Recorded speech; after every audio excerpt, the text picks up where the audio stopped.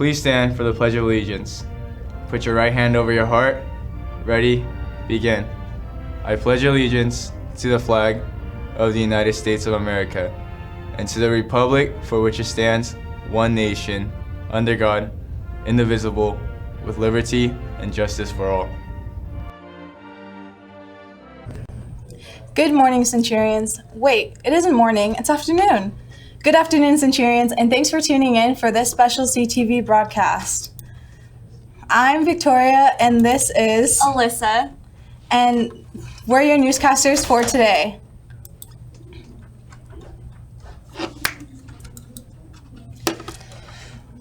Wednesday, October 16th. Teachers and students, we will be ending today's show with information on emergency drills and safety information. Please stay tuned in for Dr. Wales and others to explain more about this important information. But first, here's today's news. the Cypress Centurion Choirs in our Culinary Arts program present their fall dinner show this Friday, October 18th at 7 p.m. in the Media Center. The show includes a delicious pasta dinner and performances by High Voltage, Thunderstorms, and Shockwaves. There will also be a silent auction fundraiser with something for everyone to bid on and win. Tickets are $25 and can be purchased from Mrs. K in Culinary Arts, room 226. Tickets will not be sold at the doors, so get them now before the event is sold out. Are you hungry and looking for some good food today? Well, you can also help Cypress Girls Volleyball Team and fill your belly at Soup Plantation. The volleyball team is having a fundraiser today at the Garden Grove Soup Plantation. The team gets 20% of sales, so go out and support. We've got a lot of colleges visiting our campus, and this week the following college representatives will be here. You can come and see them at lunch outside the counseling office. Tomorrow it will be New York Film Academy, and then on Friday, Northeastern University will be here. Stop by to ask questions and find out more about those colleges. Who likes boba? I do. You're in luck because today the Vietnamese Student Association will be having a Ding Tea Boba fundraiser after school in front of the practice gym. It will be $5 a cup. Please come out this afternoon to support our Centurions. Now for your sports report.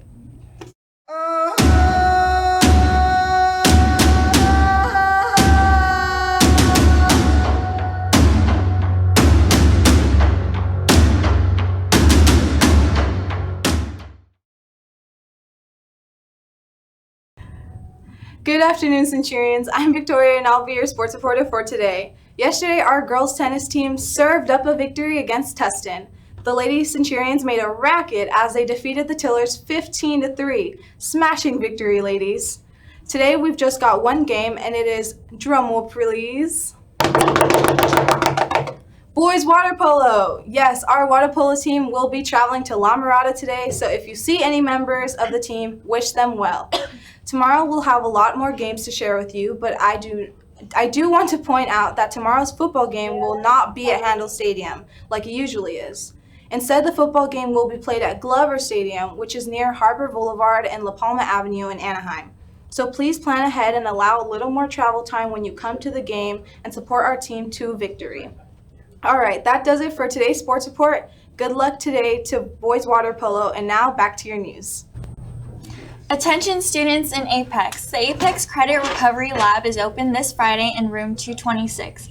Stop by and take advantage of this opportunity this week. We'll see you on Friday.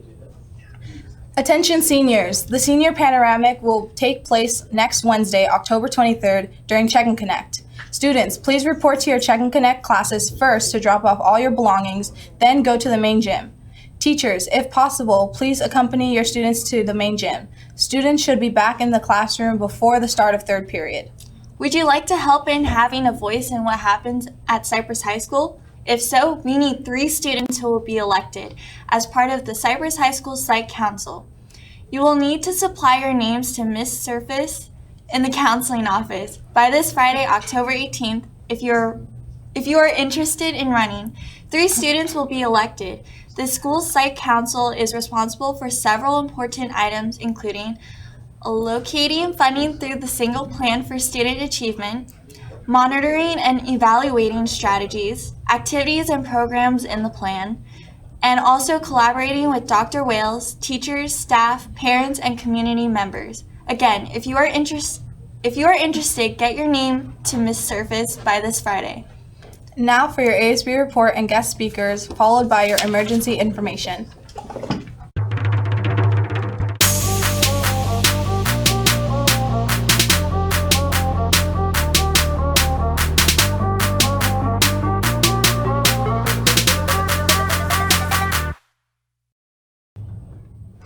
Hey Centurions, it's your teach, Mr. D. We don't have an ASB report today because of it being a special day.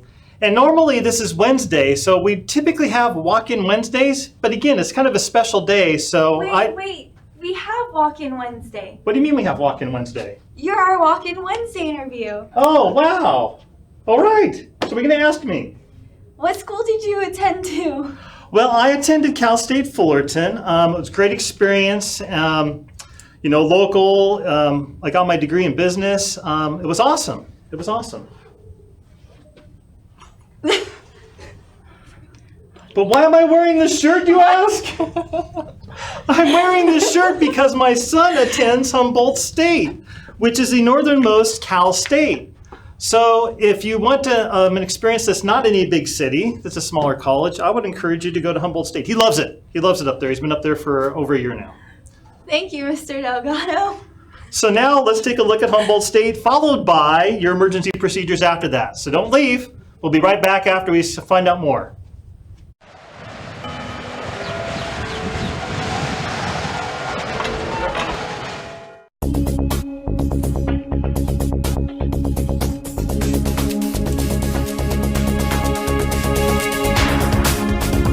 Hey guys, thanks for checking out University TV. Today we are bringing you a tour of Humboldt State University, the northernmost campus in the CSU system. You may spot a redwood or two, they are kind of hard to miss. That's why HSU are the Lumberjacks. Humboldt State University is located in Arcata, California. Arcata is 279 miles north of San Francisco, along miles of pristine coastline surrounded by rivers and the ancient redwood forests. This is the main campus. Spread over 144 acres, it sits on a hillside at the edge of a redwood forest with views of the bay. Students take advantage of the miles of hiking trails in Arcata Community Forest adjacent to campus.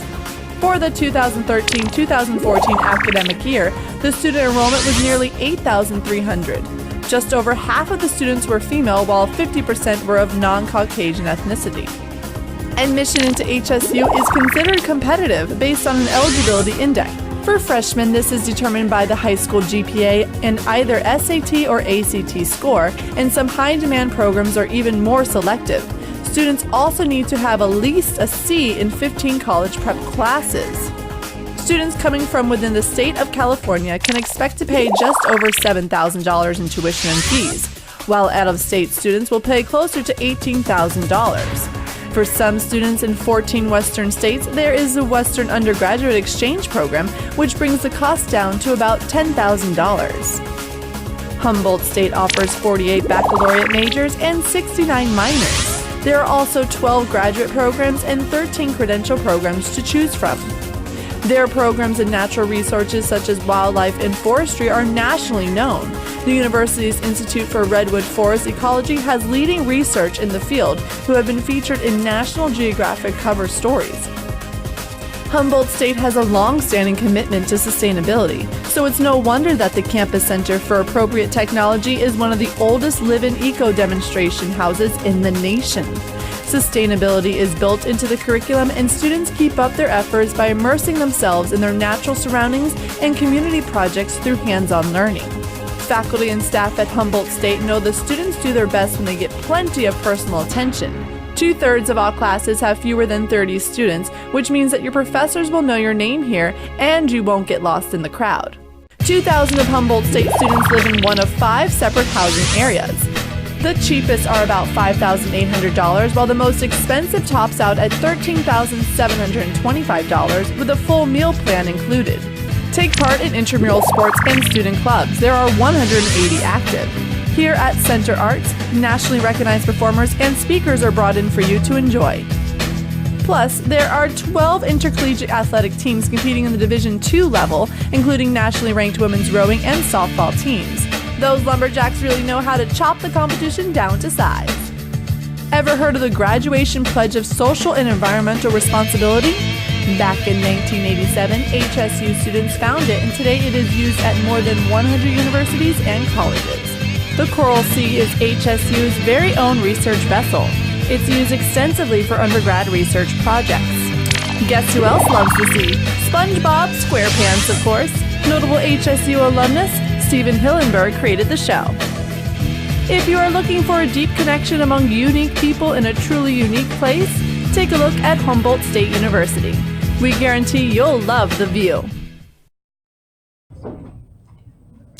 Hi, good afternoon, Centurions. I want to thank everybody for a great PSAT day in the morning. Students, your 10th graders and 11th graders that took the test seriously, and the teachers who were able to proctor it and then also fill in as rovers in those other places. Thank you so much for that great day so far. I want to talk to you all about something that's very serious. I want to talk to you about some of our emergency procedures. We have in every classroom a lockdown poster.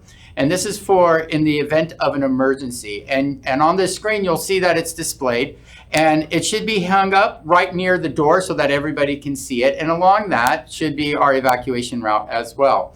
So I want to talk a little bit about what are the three different levels of the emergency procedure. The first level is a lockdown, is when that there's police activity in our area. This is the type of lockdown where we would go ahead and secure our perimeters, make sure that you're all safe on campus. We are going to go ahead and allow you to continue about your day. The teachers will be notified, of course, and then there's activity around campus. We're usually notified by the police when these things happen, and then we go ahead and make sure that everybody's safe. A more serious lockdown is when we get to a level 2. A level 2 lockdown is when that there is police activity that's either adjacent or that's on campus, but it's not necessarily going to disrupt your safety in the sense we have to go do a full level 3. So there is a difference between this when we take this one very seriously. And what happens is we announce to the staff that there is a lockdown, and we tell all the students to stay inside and the doors are locked. Now, we restrict the movement on campus, and you have to be with somebody who's supervised. It's a very, very serious lockdown situation, but again, we're in constant communication with the police, and we know that there's something happening, but we know that you're going to be safe as long as you are in your classrooms. The level 3 lockdown, which is what we hear a lot about on television or in the news footage, those are the active shooter. That is in a horrible situation if we had somebody who came on campus. Now, in a situation like this, we would immediately go to a lockdown 3. We communicate to the teachers via their cell phones and an app, and they are all aware of what to do. Now, in a very, very serious situation, such as a level 3 lockdown, we tell the teachers to have you guys in the classrooms, hidden, away from the doors. The doors are locked with the lock blocks. So the doors are always staying locked, but they are in that sort of open position. When they get that level 3 lockdown, they shut that lockdown, they shut the lock blocks, and the door immediately locks. Everybody needs to stay as quiet as possible. You need to make sure that you are away from the door or from any windows, and you need to be in that position or stay that way until administration and Cypress PD communicate and they lift the lockdown. Now, I want to reassure everybody that when these things happen, Cypress PD is here within seconds. They are aware of what's happening here on campus. We communicate with them directly. And the procedure in that type of a scary situation, and you can see the graphic on your screen, it's either run, fight, or hide. And it's movement, it's fluid, because we don't know what that situation is going to entail. And your teachers are there to help direct you. If you have to run, you run. If you have to fight, you fight. And if you have to hide, you hide. It's a very scary situation, and we look to our teachers to be the leaders on the campus to make sure that you are all safe. Now, again, we are in constant communication with the teachers that entire time. And these are the things that we do need to practice in today's time. We are going to have a lockdown drill shortly. Our first lockdown drill is going to be a guided lockdown drill where we will actually take you through the lockdown procedures.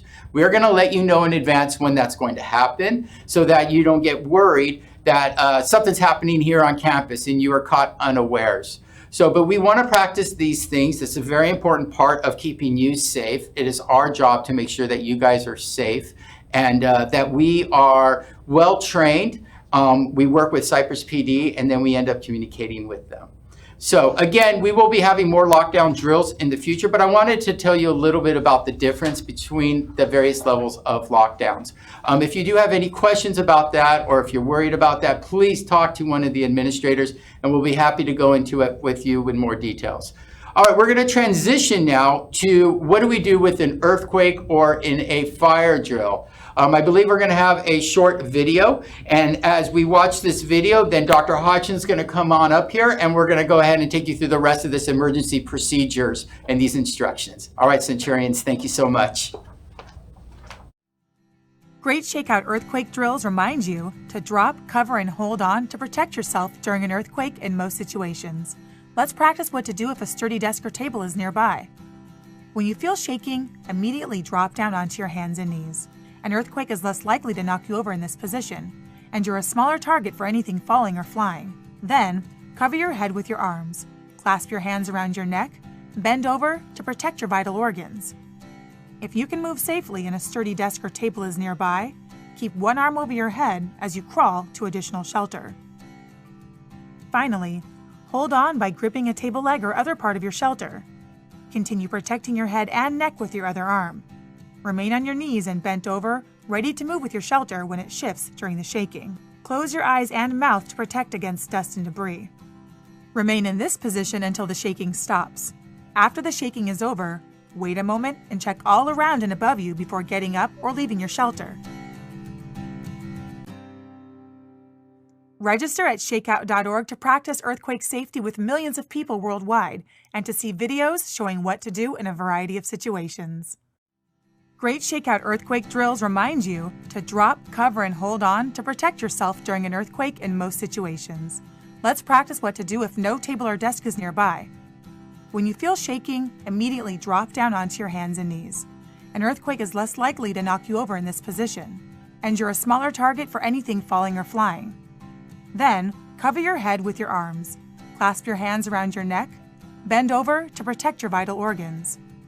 If no table or desk is nearby for shelter, keep one arm over your head as you crawl against nearby low furniture or an interior wall. Finally, hold on by protecting your head and neck with your other arm. Remain on your knees and bent over. Close your eyes and mouth to protect against dust and debris. Remain in this position until the shaking stops. After the shaking is over, wait a moment and check your surroundings before getting up.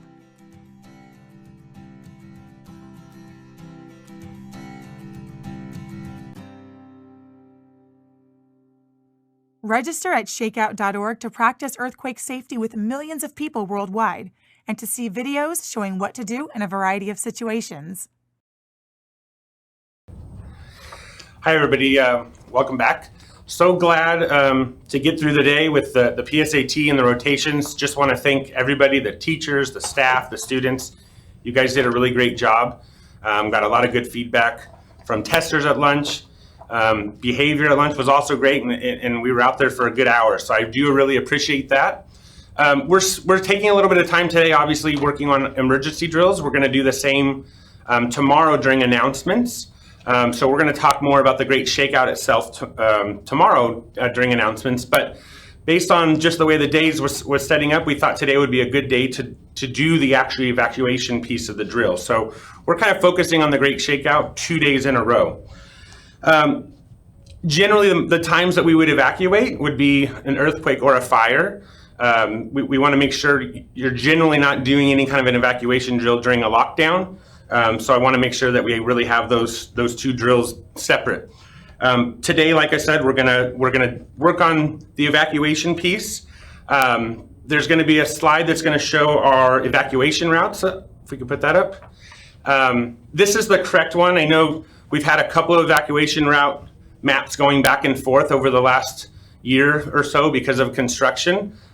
This is the one that's in the teacher's emergency folder, so please utilize this one when you're walking out.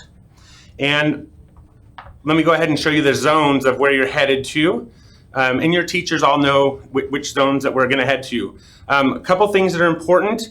You may get kind of separated. It happens when you're, when 2,000, 3,000 people are leaving a campus at the same time. So really before we send you out, make sure you have a good feeling on where you're going to be, which area you're going to be in so that you can reconnect with your teacher. Because one of the things that happens out there is we take roll. And so the teachers have to let us know if there's anybody missing. So please make sure that you find your teacher right now, your fifth period teacher, when you get out there, because they're going to take roll again. If there's any students on crutches or wheelchair that it's going to be a struggle on a drill, you can meet Mrs. Binford, our health clerk, near the 400 building. So we don't necessarily want you to have to feel like today you got to get all the way out there. If it's a true emergency, we would find a way to help you and so forth. But for today, anyone on crutches or that's having a little bit of health concerns of getting all the way out there, Mrs. Binford will be stationed right near the 400 building, kind of like where the bike rack is. The last thing we'll do before I say let's go is, just so teachers are aware, at the end, once we have all of the roll sheets in, I'm going to go ahead and send out another nixle that says we're all clear. Students who do not have a sixth period, obviously at that point, once your teacher releases you, you're free to go. Students that do have a sixth period, when we release you, then you need to start heading towards your sixth period class. All right. That's going to conclude it. So what we're going to go ahead and do right now is we are going to evacuate out into our locations. If it takes you an extra 30 seconds or a minute because you want to make sure your students are clear exactly where you're going, that's perfectly acceptable. But otherwise, we are going to evacuate out to the field right now. And then teachers, like I said, just take your attendance. There'll be the ladies coming around to pick those up, and we will send the nixle when we're good to come back onto campus. Thank you guys, everybody, for a great day.